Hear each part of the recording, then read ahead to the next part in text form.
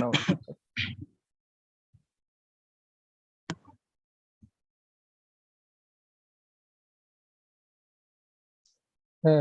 Please do not write.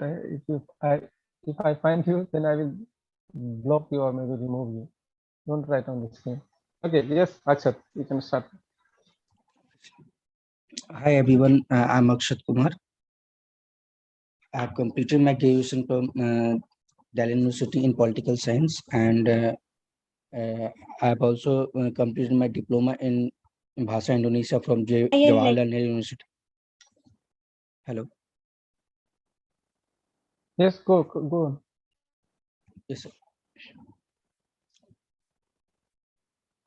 So thank you, Umran Green School and Rajiv sir. So I am presenting my topic is China and Chinese culture.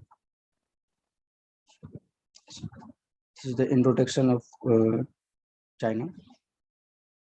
It is the world's most population country with a population of more than 1.4 billion. China spans 5 geographical time zones. It covers an area of approximately 9.6 million square kilometers. It is the world's third or the fourth largest country. The country consists of 23 provinces, 5 autonomous regions, 4 municipalities, and 2 special administrative regions like Hong Kong and Macau. And so the presentation of China is the president of China is Xi Jinping, and its legislature names is National People. Yes, sir. And this is the flag of China, and this one is national emblem. And Chinese anthem name is March of Volunteer.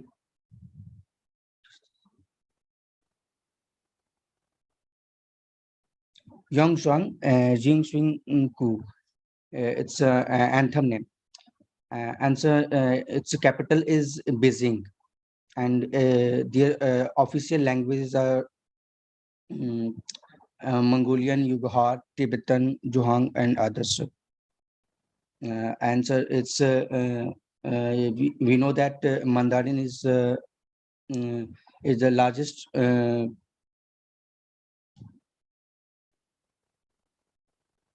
language in the world, sir, which is spoken by people, sir. And this one is the geographical area of China, sir. China is a country in East Asia, bordering the East China Sea, Korea Bay, and the South China Sea. Neighboring countries include 14 sovereign states. The trend is diverse in China, with mostly mountains along plains in the east, like the just a minute.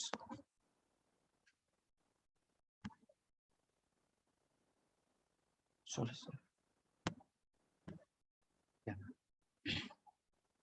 So this is the geographical part of area of China, sir. And so now, sir, Chinese culture. So first of all, I want to introduce Chinese culture. These are the pictures of Chinese culture's pictures. Chinese culture is one of the world's oldest culture, tracking back to the thousands of years ago. Important components of Chinese culture includes ceramics, architecture, music, literature, martial arts, cuisine, visual arts, philosophy, and religions.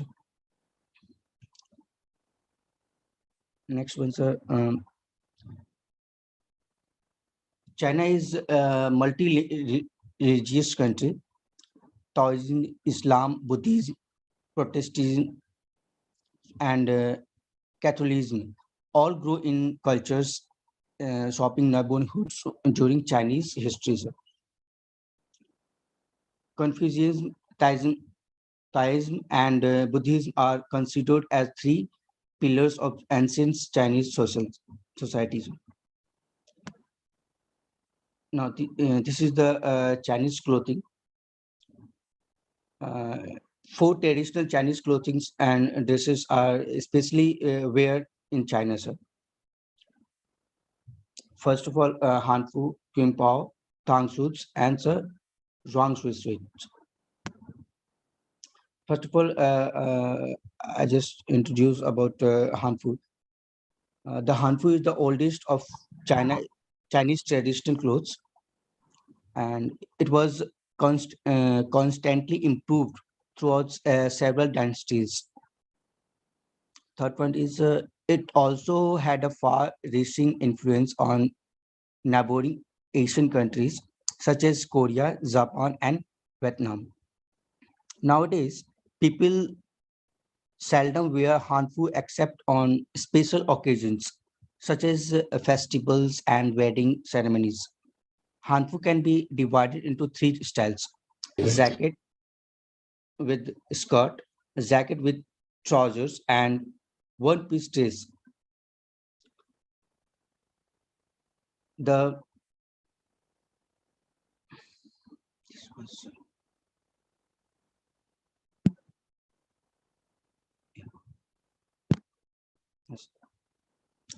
and sorry, sir. Hanfu can be divided into three styles: a jacket with skirt, jacket with trousers, and one-piece dress.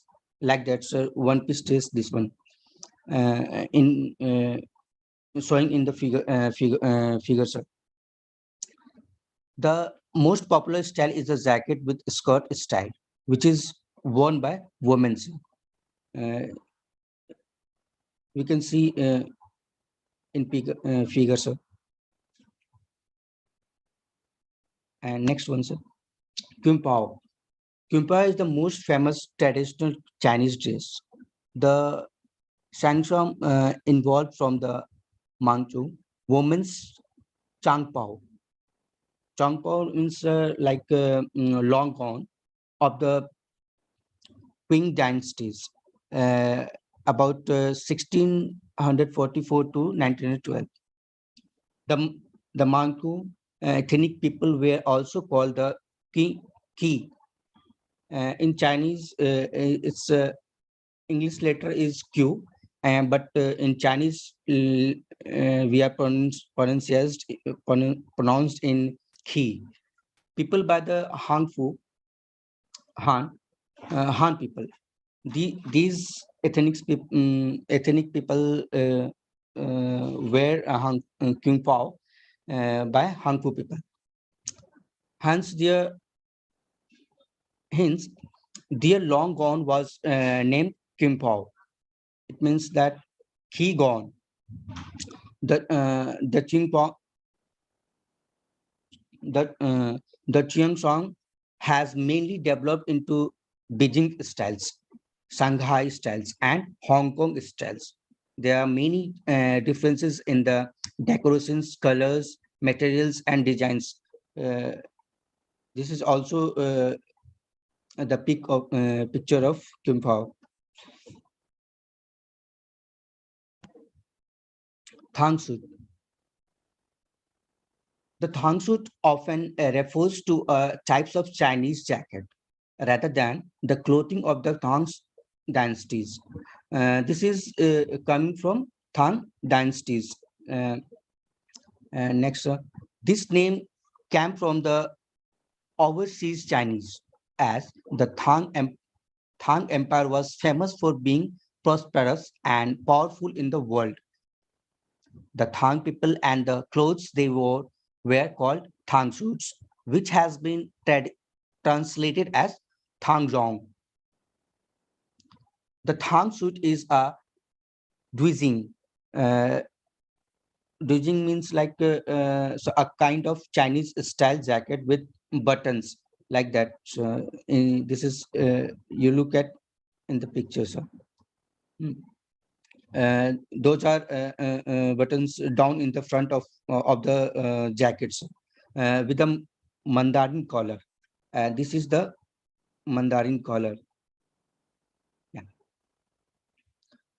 Mandarin collar means like band collar and front buttons. Next one's a thang suit. Oh no, this is the sorry. Yeah, thang suits elaborate the traditional thang suits based on the mangwa of the Manchu ethnicity usually have Chinese characters on them to express good luck or best wishes. Nowadays, the thang suits have become a kind of formal dress worn on some special occasions such as Chinese New Year, wedding ceremonies, or important events. Like in we are wearing in Diwali festival, Chhat festival, we are celebrating. So we are purchasing new dress in India. So they are in China. Thang suits is very important because this is the sign of good luck or best wishes.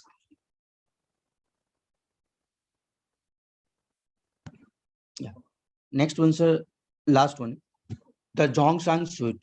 The Zhongshan Suit, also known as the main suit overseas, it is a type of men's jacket. It was first advantage um, by Dr.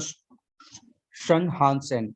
The design of the suits combine traditional Chinese and Western clothing styles. It has four big pockets, and on the front, two up to down, and equally spaced left and right. There are five and three smaller buttons on each sleeves, like that, sir. And these are the pockets, two pockets up and two pockets down, and buttons are there. Yeah.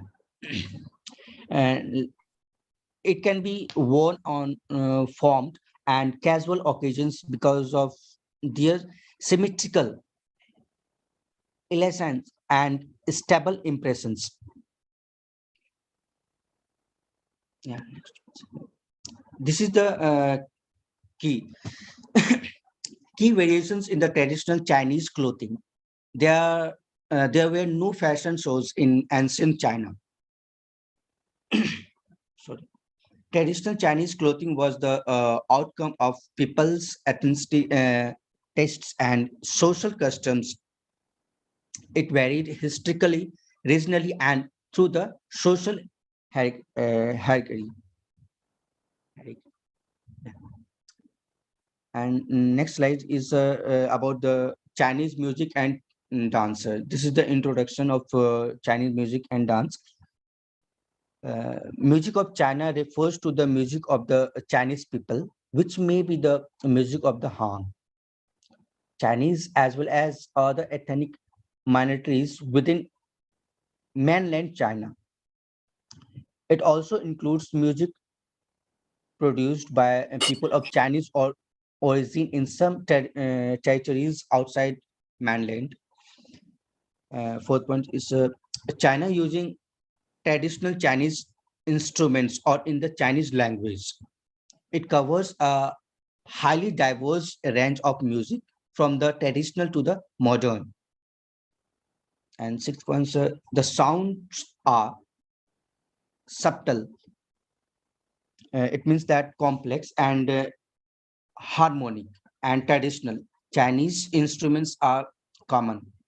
Some are the paper similar to a guitar, like so paper just similar to the guitar, and the iru similar to the Chinese violin.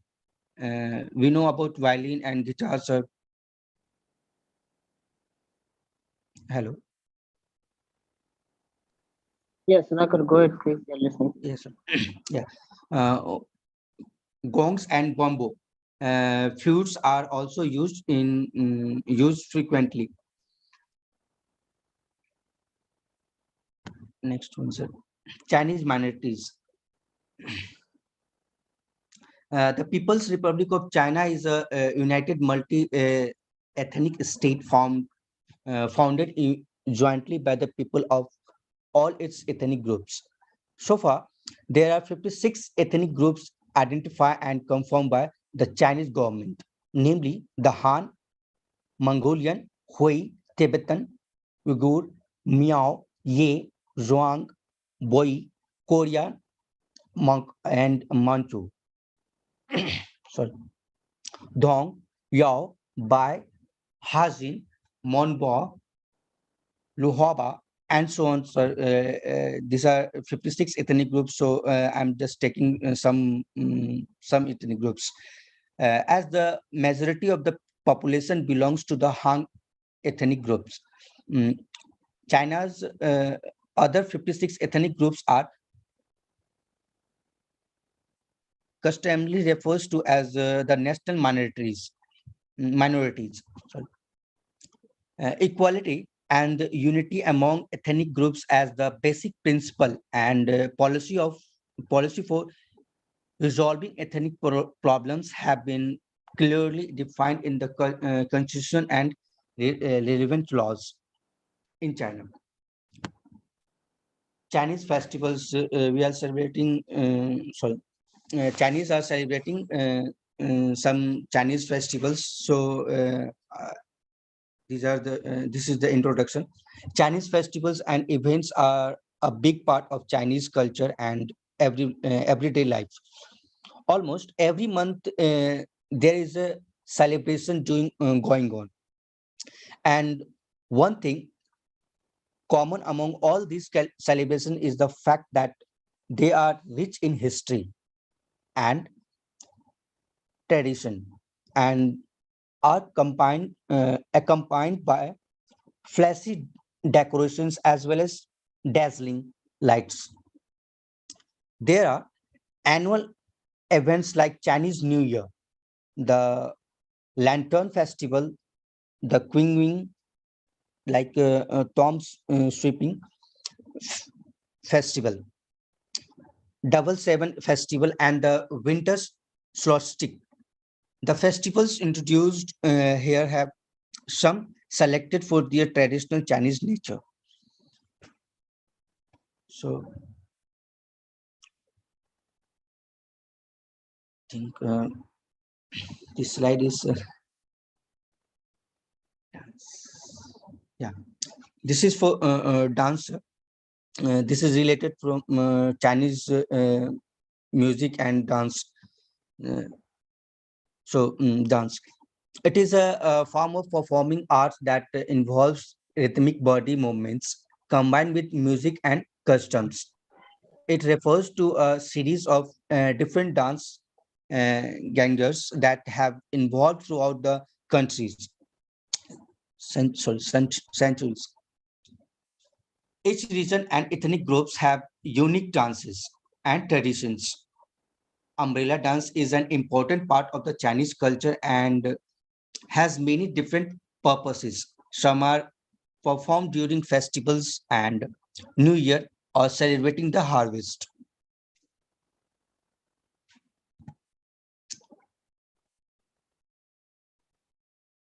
And this is the figure of Chinese martial arts.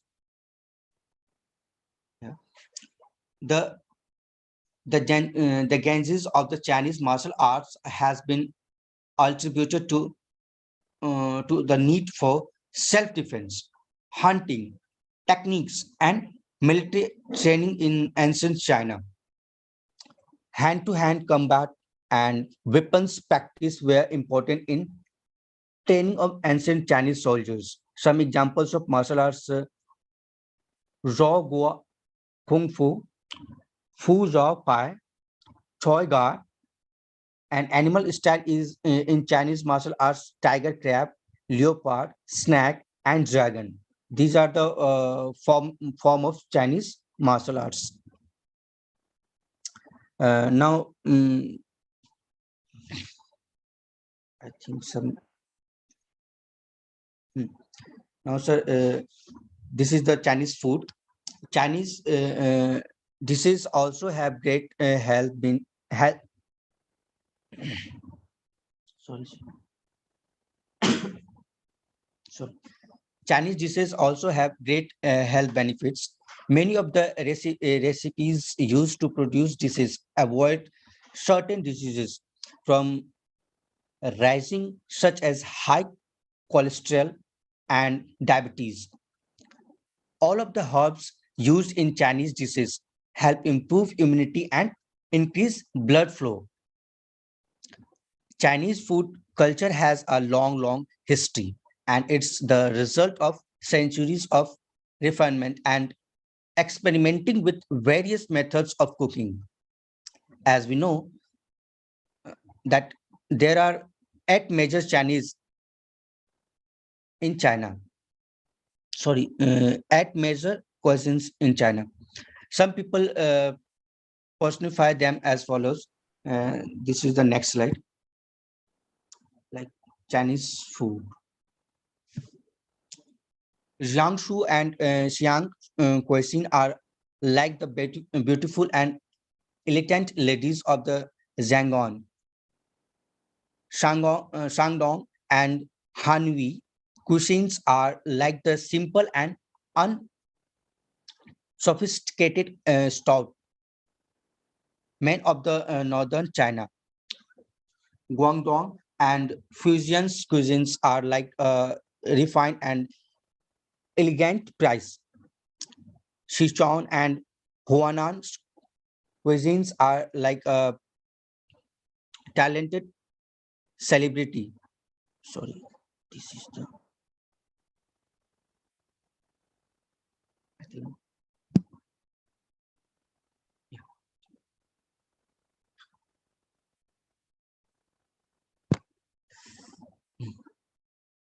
Yeah, like a talented celebrity rich in content. Next one, sir.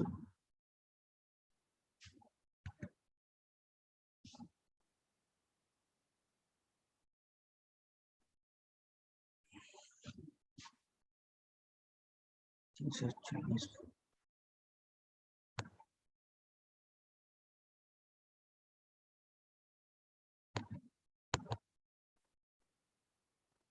Sorry, sir. Yeah.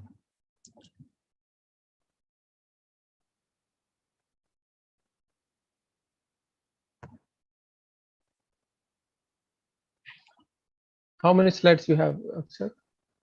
Yeah, No. I think 20 slides, sir. Almost finished. Yes, sir. This is the Chinese food. We just talk about it, and just before next slide. 5 most popular Chinese dessert. First of all, we talk about dumplings.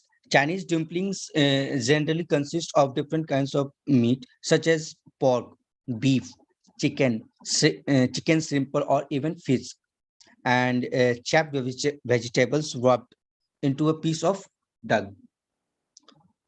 These are usually boiled or steamed. Next one's proper street kebabs. This is another form of Chinese food. From mutton, these are from mutton kebabs with cumin and quick cooked on an iron plate to roast chicken wings and oyster with spicy sauce. Just look at sir. These are the iron sticks plates, and uh,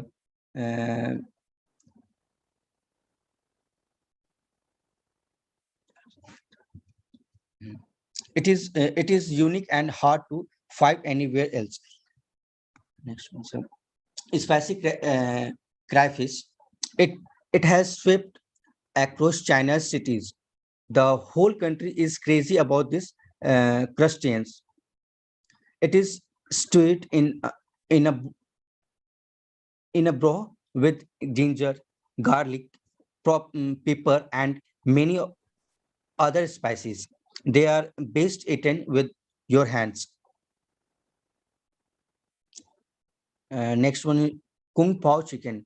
Kung Pao Chicken is a famous Chinese dish that is very popular with foreigners.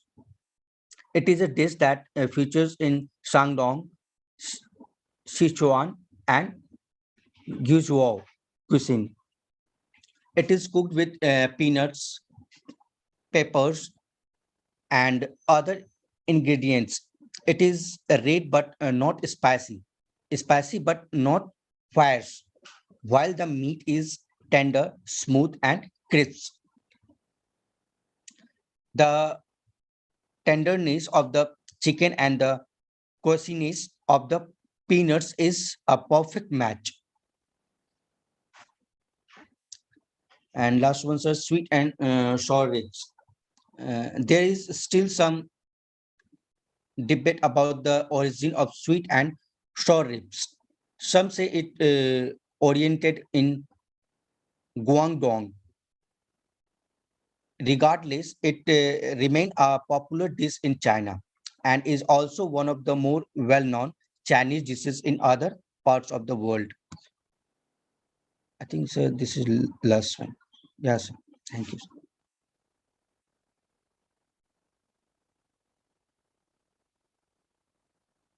It's a completed, sir. Okay, very good. Thank you very much, Akshat. So I'll stop the recording now. Thank you so much, Akshat. It was really a good presentation.